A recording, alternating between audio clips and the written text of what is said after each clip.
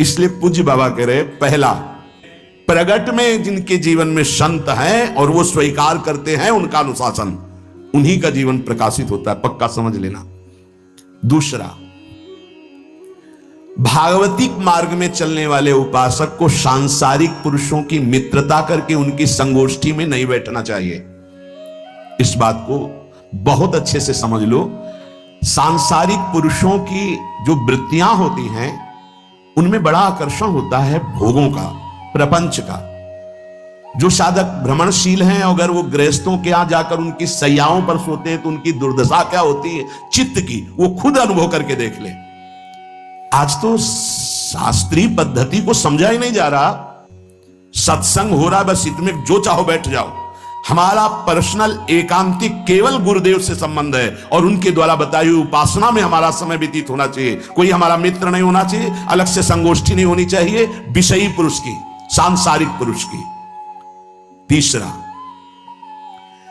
किसी भी अपनी निंदा करने वाले के प्रति कभी भी बुरा व्यवहार बर्ताव नहीं करवाना चाहिए, क्योंकि भगवान प्रेरित करते हैं निंदा करा करके महान बनाने के लिए। यह शब्द याद कर लो। जब तुम्हारी निंदा होने लगे, प्रतिकूलता होने लगे, विपत्ति आने लगे, संकट सताने लगे, तो जान लेना कि तुम्हारी अध्यात्म की भूमिका उठने वाली है, पक्का। जब तक हमें अध्यात्म का परिचय नहीं है तब तक कहीं भी हम राजी हो जाते हैं। अरे राजी होने को तो टाकीज के सामने देखो जाके, हजारों की भीड़ लगती, लाइन में खड़े होते हैं, पैसा देते हैं और क्या देखने जाते हैं? झूठा तमाशा। उनको आप क्या कहोगे? ज्ञानी कहोगे? सत्संगी कहोगे? भीड़ का इकट्ठा हो जाना कोई अध्यात्म का चमत्कार नहीं होता। तो अध्यात्म का चमत्कार तो अंतर की वृत्ति का परिवर्तन हो जाना होता है। नहीं तो अगर एक नृत्य करने लगे ना तो हजारों उसको देखने खड़े हो जाते हैं। फिर 14 संगीत बज रहे हैं, फिर इसके बाद अगर हजारों में बैठे मनोरंजन कर रहे हैं तो इनका कोई महत्व नहीं। इसीलिए कह रहे हैं कि सांसारिक पुरुषों की संगोष्ठी में रति न करे। तीसरी, अपनी जब कोई निंदा करे तो उसका भला जरूर मना देना, बुरा मत मना देना, नहीं तो अध्यात्म छूट जाएगा। अपने पास सामर्थ्य होने पर नीचापमानम सुधा, वो नीच है, हम उस पर शासन कर सकते हैं, पर उसके द्वारा किए हुए अपमान को सह गए और अंदर से मनाया, भगवान तुम्हें सुखी रखे, स्वस्थ रहो, और कभी भी हम आपका विरोध नहीं करेंगे। जब अवसर मिले तब फिर हमारी निंदा करना, भगवान तुम्हें स्वस्थ रखे, तुम्हारा कभी अमंगल ना हो। ध्यान रखना अध्यात्म। चौथा, अपने मुख से कभी किसी की निंदा ना करना। निंदा व्यक्तिगत नाम लेकर के की जाती है। सिद्धांत सार्वभौम वर्णन होता है। जैसे यहां हम कह रहे हैं, वो निंदा सिद्धांत के विपरीत आचरण में जो चलते हैं उनकी है। कौन है? नाम नहीं है, रूप नहीं है। सिद्धांत में चलना एक ये मार्ग है, सिद्धांत से बिलक चलना ये पाखंड है। पाखंड और दंभ की निंदा होती है, और सत्य की कोई निंदा करे तो वो प्रकाशित होता है। सत्य निंदा से ढकता नहीं। जैसे कोहरा थोड़ी देर के लिए सूर्य को ढकने का नाटक कर सकता है, लेकिन सूर्य जब प्रकाशित होगा तो कोहरे की धज्जियां उड़ जाएंगी। पांचवा, मान लेने की इच्छा का त्याग करके अपने समीप जो भी आवे, छोटा बड़ा सबको प्यार और मान देना। ये 8 अच्छे उपासक में सब लक्षण पाए जाते हैं। दूसरों को मान देने का स्वभाव रखना, चाहे छोटा बच्चा ही क्यों न हो। ये नहीं कि धनी मानी बड़ा आकर के धन राशि दे रहा है तो उसका सम्मान हो रहा है, और छोटा प्रणाम कर रहा है उसकी तरफ देखा भी नहीं जा रहा। नहीं, बच्चे से लेकर कोई भी सबको एक ही प्यार की दृष्टि से देखना, भगवत भाव से देखना। अपने को मान रहित और दूसरों को मान देने का स्वभाव बना देना। छठवां, अपनी इंद्रियों को सदाचार परायण रखना।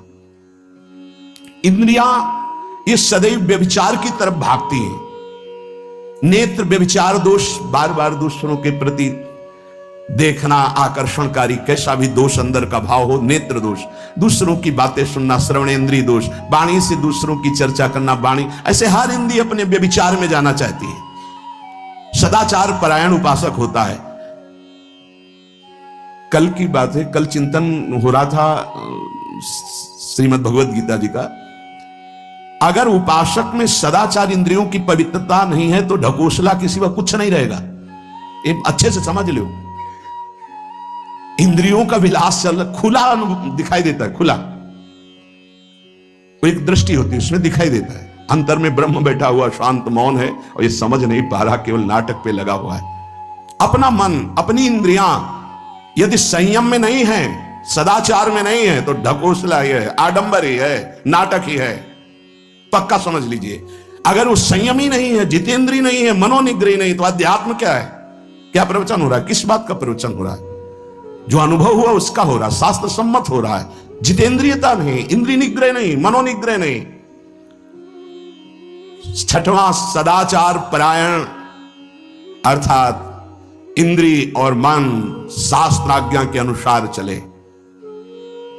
जिसका इंद्रिय मनोनिग्रह युक्त समय व्यतीत होता है भगवत चिंतन में, वो महापुरुष है। अभी वर्तमान में ही है, चिंता मत करो, स्थिति जागृत होने में देर नहीं। बंद रखो अपनी खिड़कियों को, कहीं माया की हवा ना घुस जाए। सच्ची सच्ची तुमने बहुत सामर्थ्य, जागो। अगर झुक गए तो रौंद दिए जाओगे। एक एक बात अच्छे से समझ लो।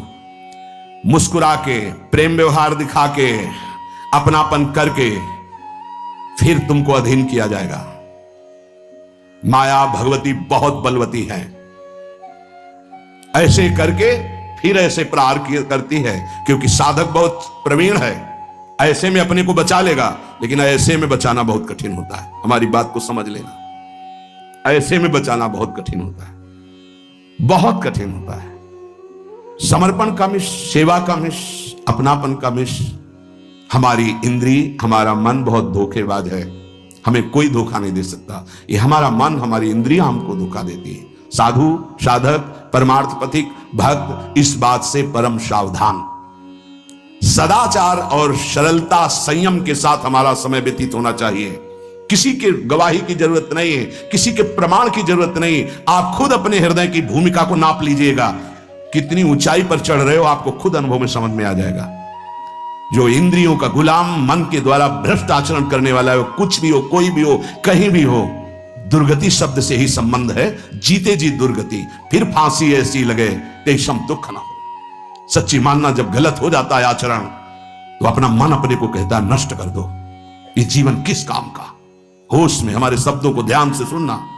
जब इतना गलत हो जाता है तो अपना चेहरा अपने को पसंद नहीं आता, और अपना जीवन अपने को पसंद नहीं आता, और अपने अंदर से मन कहने लगता है नष्ट कर दो इस शरीर को। फिर वो जो आगे की लीलाएं होती है, अच्छा ऐसा हुआ, फांसी लगा ली, जहर खा लिया, ये कर लिया, वो कर लिया। वो इन्हीं इंद्रिय और मन की फिसलन को नहीं सह पाया। अच्छा, किसी महापुरुष का शासन नहीं था, नहीं, उस चूक में भी बचत हो जाती है। एक बहुत बड़े महापुरुष के समीप रहने वाले से चूक हो गई, तो उन्होंने अपने आसन के पास आसन लगवाया। सब साधुकों ने कहा कि बहुत बदनामी होगी, क्योंकि आपका नाम आगे है और वो आपके आश्रित है, ऐसा है किसी महापुरुष के। उन्होंने कहा, तू क्या समझते हो, ये भाया है, चूक हो गई, अब इसको कभी चूक नहीं होगी, ऐसा बना देंगे, कभी त्रुटि नहीं होगी, इसको ऐसा बना देंगे। और वो फिर ब्रह्मावर्त बिठूर में रहे। वो बहुत अच्छे महात्मा हैं, अब भी हैं। अगर संत का शासन है और आपसे चूक भी हो जाती है, तो ऐसा बना देंगे कि दोबारा चूक नहीं होगी। पर इंद्रिय और मन को छूट देकर मनमानी आचरण करने वाला कभी साधक नहीं हो सकता, पक्का। और आप सच्चे मानना, आपकी एक बार इंद्रिय मन छूट हो गई तो जिंदगी भर दबे रहोगे, दहाड़ने लायक नहीं रहोगे। माया तुम्हारे को सदैव कोसती रहेगी, तुम्हारा हृदय जलता रहेगा। ऐसा कैसे हो गया, ऐसा कैसे हो गया। जब ऊंचाई की तरफ सोचोगे तो सामने वो अगर प्रायश्चित करके मिटा दिया है तो बात है, नहीं तो वो कर्म सामने आ जाएगा। लगेगा नहीं, हम इस ऊंचाई लायक नहीं, नहीं हम इस ऊंचाई लायक। आपसे प्रार्थना कर रहे, अगर चूक हो गई हो तो उसको मिटा दो, नहीं आगे बढ़ने में बाधा पहुंचा देगा। अपने गुरुजनों से सलाह करके उसका प्रायश्चित कर लेना चाहिए। अगर गुरुजन कर दे जाओ कुछ नहीं, तो कुछ नहीं, खत्म खेल, वो निपटा देंगे, वो करुणामय है, उनमें बड़ी सामर्थ्य है। पर छठवां सूत्र, सदाचार, संयम, जितेंद्रियता, मनोनिग्रह साधक में होना ही चाहिए। जो साधक एकांत में मनोरंजन करके अपने जीवन को नष्ट कर रहे हैं, अच्छा होता गृहस्थ धर्म में रहते, बाल बच्चे पैदा करके मेहनत करके धर्म पूर्वक कमाते और समाज की सेवा करते। यदि अखंड ब्रह्मचारी वैराग्य मार्ग के पथिक हो तो चूक ना होने पावे प्रार्थना करते हैं। इंद्रियों को शिथिल ना होने देना, मन को शिथिल मत होने देना, नहीं तो ऐसा बंधन ये बांध देते हैं कि बड़े बड़ों को सर झुकाकर चलना पड़ता है। रौंद देती है माया, ध्यान रखना, सर उठाने लायक नहीं रह जाता। अगर इंद्रिय जन्य भोगों का आकर्षण नष्ट कर दे तो अपना मन अपने को जलाता रहता, धिक्कार देता रहता। कैसे हो गया ऐसे? तो कैसे हो गया? कीन हो इसका बहु अभिमाना, सुख हो वंचा कृपा निधाना। कहीं अभिमान हो गया कि मैं ब्रह्मचारी हूं, मैं जितेंद्री हूं, मैं मनोनिग्रही हूं, तो ठाकुर जी ने दाना फेंक दिया, देख भला मनोनिग्रही है तो मत चुन। लेकिन कृपा पात्र साधक पुनः अपने आप को सावधान करके सदाचार में ही स्थित रहे। आज सदाचार को समझा ही नहीं जा रहा कि सदाचार है क्या। सातवां, किसी भी पद को साधक कभी स्वीकार न करे। समाज में बड़े पद मिलते हैं, यहां भगवत प्राप्ति की वार्ता हो रही। किसी भी पद, किसी भी सम्मान को स्वीकार न करे। ये सब उपाधियां हैं, अगर उपाधियां स्वीकार की तो उपद्रव शुरू हो जाएंगे। कोई उपाधि स्वीकार न करो तो इतने महान बन जाओगे कि पूरे विश्व में तुम ही होगे। ये भी बात याद कर लो। कोई भी छोटी मोटी उपाधि स्वीकार की तो उस महान को नहीं प्राप्त कर पाओगे। विश्व में तुम ही होगे, या तो ज्ञान में तो एक तुमसे बड़ा कोई है नहीं, और अगर भक्ति में तो तुमसे छोटा कोई नहीं, तो विश्व में तुम ही तो हुई है ना। सब बड़े और आप छोटे, विश्व में आप प्रणादपि सुनीचेन, और ज्ञान तो हम ब्रह्मास्मि, सबको समेट लिया अपने में, एक के सिवा दूसरा कोई नहीं। यह है उपाधि रहित महापुरुष की स्थिति। कोई उपाधि स्वीकार न। अनंत ब्रह्मांडों का महारत्न इंद्र नीलमणि, जहां जहां भक्त मेरा चरण रखे वहां वहां रखूं हाथ, पीछे पीछे मैं फिरूं कभी न छाड़ूं साथ। इससे बड़ा कोई पद होगा? निरपेक्षम मुनिम शांतम निर्वैरम समदर्शनम अनुब्रजाम्य हम नित्यम पूये अत्यंगुरेणु भी। जिसकी चरण रज लेने के लिए परब्रह्म परमात्मा पीछे डोलता है, वो है ये पद। जब कोई पद नहीं स्वीकार करता तो ये पद प्राप्त होता है। इसलिए सातवां, किसी भी उपाधि को, पद को साधक कभी स्वीकार न करे। आप यहां के अमुक बन करके अमुक नहीं, सेवाएं सब हैं पर सेवक हूं, कोई पद नहीं। देख लो बड़े बड़े महापुरुषों को। पूज्यपाद उड़िया बाबा जी ने जब देखा तो दंड का विसर्जन कर दिया कि पद की तरफ एक घसीट रहा है। गंगा जी में महाप्रभु चैतन्य देव जी ने गंगा जी में जो हमारे परम पद के बीच में आएगा वो सबका प्रवाहित कर देना ही उचित है।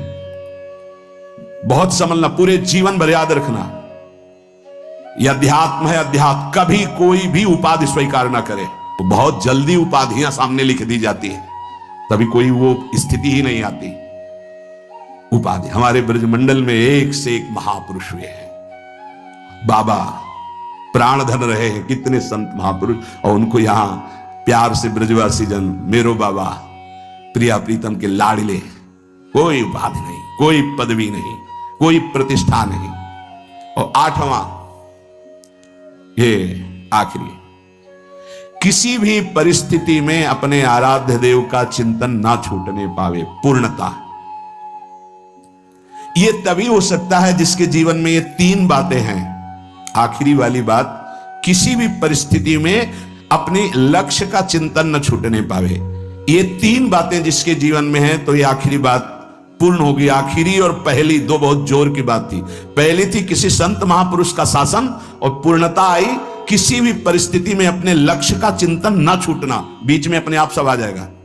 तीन बातें, पहली व्यवहार शुद्धि, दूसरी नियम निष्ठा, और तीसरी प्रतिज्ञा पालन। तुम चाहे जिस संप्रदाय के हो, जिस वर्ण के हो, चाहे जिस आश्रम के हो, और चाहे जो हो, यदि तुम परमार्थ के पथिक हो, ये तीन बातें नहीं है तो तुम्हारा पतन हो चुका है। पतन हो जाएगा नहीं, नाप लो, तुम्हारा पतन हो चुका है। पहला, व्यवहार शुद्धि। आपका जीवन किस मार्ग का पथिक है? बोले गृहस्थ।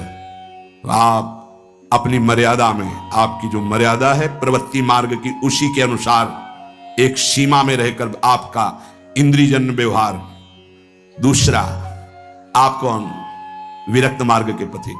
अब विरक्त मार्ग के पथिक के बहुत से रास्ते हैं, संन्यास, योग मार्ग, अमुक अमुक अमुक अमुक, लेकिन हर निवृत्ति मार्ग का एक ही उपदेश है, उसका व्यवहार शुद्ध होना, इंद्रिय संयम, मनोनिग्रह।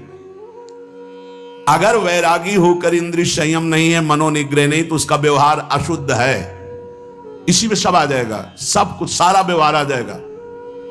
गृहस्थ होकर यदि उस सीमा के अंतर्गत नहीं, बाहर भ्रष्ट है तो साधक ही नहीं। विरक्त होकर यदि उसका व्यवहार शुद्ध नहीं, देखो चूक हो जाना अलग बात होती, हो गई गलती सुधार कर लो, पूरे जीवन में पुनरावृत्ति ना हो। हमारी आखिरी श्वास तक भगवत प्राप्ति का रास्ता शास्त्र देता है। अगर आपसे चूक हो गई, अभी तक समय बर्बाद हो गया, अब सुधार लो, अब बना लो। बहुत बड़ी फिसलन माया की है। अगर आपको समझ में आ गया कि अब हमें सुधरना चाहिए, आज से सुधर जाओ, आज से भगवत प्राप्ति हो जाएगी। बड़ा अनुभव हो जाएगा आपको कि पीछे मैं ऐसा, अब आगे चल करके ऐसा भगवत कृपा से हो गया। व्यवहार शुद्धि, व्यवहार शुद्धि, एकांत शुद्ध, एकांत बहुत पवित्र होना चाहिए।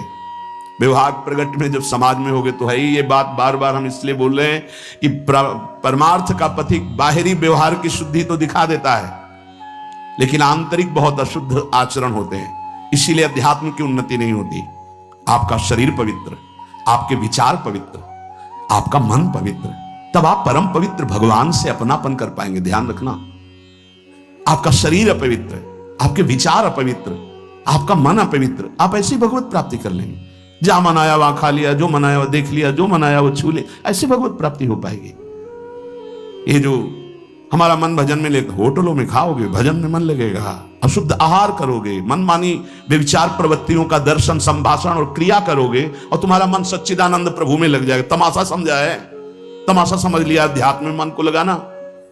आहार शुद्ध नहीं, विचार शुद्ध नहीं, आचरण शुद्ध नहीं, चार लोग बैठे हैं उसी में अपनी इंद्रियों को बार बार तुम आकर्षण, शरीर आकर्षण की तरफ ले जा रहे, दिखाई नहीं दे रहा है क्या स्थिति तुम्हारी? बात करेंगे ब्रह्म ज्ञान के नीचे बात ही नहीं, अरे कुछ नहीं है। संयम से चलो, सदाचार से चलो, पवित्रता से चलो तो कोई संशय ही नहीं रह जाएगा। पर संयम, सदाचार, पवित्रता ये सब केवल ग्रंथों में लिख रहे हैं, पर अपने तो सौभाग्यशाली है ना, चल सकते हैं। अपने को अवसर मिला है। जो नहीं चल पा रहे हो कम से कम सुन तो रहे हैं, चलने की तैयारी कर रहे हैं। लेकिन आप लोग तो चलने की तैयारी नहीं, चल चुके हैं। आप अपने को बचा लीजिए, आप अपने को संभाल लीजिए।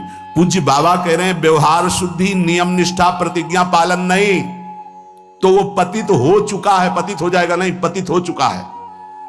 दूसरा है नियम निष्ठा, जो तुम्हें गुरु ने दी है या स्वयं धारण की है, दोनों बातें होती। जब कितना, कौन कौन सी दिनचर्या के नियम, कितना पाठ, क्या सेवा, इनका नियम होता है। हमारा नियम है इतने बजे उठ जाना, हमारा नियम है ये पाठ करना, हमारा नियम है ये करना। उन नियमों को कोई देखे ना देखे, हमें प्राणपण से पालन करना है। अपनी दिनचर्या में इतना पावर है कि जहर भी समन हो जाएगा। मीरा जी का समन हो गया ना, तो आप कहोगे वो तो मीरा जी थी, तो मीरा जी में क्या था? मेरे तो गिरधर गोपाल दूसरों न कोई, लाओ तुम भी मीरा जी बन जाओगे। मेरे तो गिरधर गोपाल दूसरों न कोई। तो जहर जिससे प्रकट हुआ है, जहर भी तो उसी से प्रकट हुआ है ना, परमात्मा तत्व से ही। तो औषधि भी उसी से है। धन्वंतरी जी ने शोध करके कहा, अच्युत गोविंद हरि इन नामों को जो निरंतर जपता है कोई प्रभाव नहीं डाल सकता, विरोधी भाव कोई प्रभाव नहीं डाल सकता। समस्त औषधियों की परम औषधि भगवान नाम। मीरा जी की जिह्वा पे नाम, हृदय पे नाम। प्रहलाद जी की जिह्वा पे नाम, हृदय पे नाम। का बड़े बड़े सर्पों से डसवाया, विष पिलवाया प्रहलाद जी को। क्या तुम इसी महामहिम मार्ग के पथिक बने हो, जिसमें प्रहलाद जी चले, जिसमें देवर्षि नारद जी हैं, जिसमें बड़े बड़े महापुरुष हैं, उसी मार्ग के पथिक हो। हम में कमी यह हो गई कि हम वैसे नहीं चल रहे जैसे चलना चाहिए। नियम पर बहुत ध्यान दीजिए। अगर नियम है 1:45 बजे उठने का, स्नान का, तो 1:45 बजे ही उठना चाहिए, 2 नहीं बजना चाहिए। ये नियम में बहुत बड़ी ताकत होती कि आपके नेत्र फट से खुलेंगे, घड़ी में तो 1:45 ही होगा। अपने तो 1:45 तो स्नान करने के लिए निकल जाते। नियम निष्ठा, जप का, पाठ का, श्री जी की सेवा का, ये सब नियम, खान पान, ये सब नियम के। हमारा नियम है हम इतना पाएंगे, बस हमारा नियम हम ये नहीं पाते। हमारा नियम है हम इतना सोते, इतना जगते। इस वजह साधक का नियम, नियम निष्ठा और प्रतिज्ञा पालन, इसमें चूक नहीं होनी चाहिए। इसमें चूक हो जाती है, इसलिए सुकृत नष्ट हो जाते हैं। जैसे कहा गया, आज के बाद हम ये नहीं करेंगे, कुछ ना कुछ साक्षी किया जाता है। मैं गुरुदेव को साक्षी, मैं आराध्य देव को साक्षी, या मैं इस समय को साक्षी करके कहता हूं, या देवता साक्षी हैं। जैसे भीष्म जी ने कहा, समस्त दिशाएं और लोकपाल समस्त देवता साक्षी हैं। मैं आज नियम लेता हूं, आज जीवन अखंड ब्रह्मचारी रहूंगा। ऐसे कुछ प्रतिज्ञाएं होती जिनको कसम कहते हैं। ये आजकल के लोग